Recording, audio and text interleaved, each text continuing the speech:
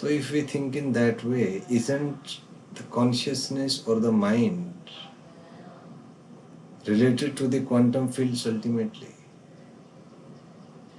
Because if we observe ourselves why we do something, so there is somebody inside us who suggests us to work in a certain way.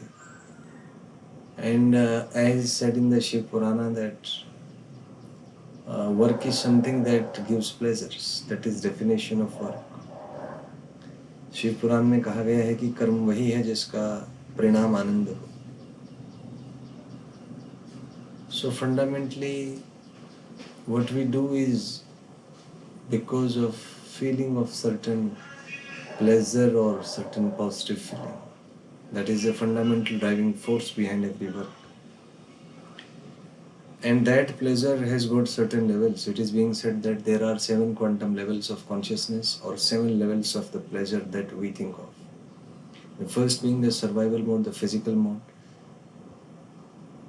And these 7 levels or the 7 states of pleasure are being synchronized with 7 chakras in the human body.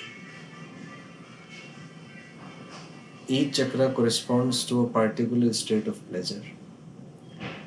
For most of the people, pleasure means the physical pleasure, which means food, water and sex. And most of the people live at the physical level.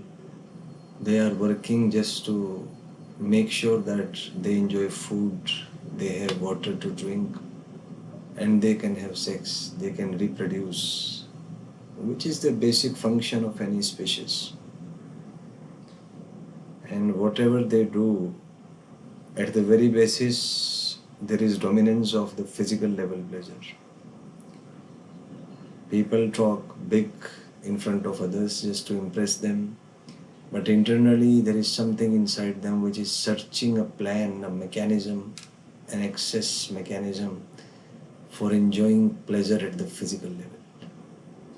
Rest of all is use of words and melodramatic events created by the human consciousness.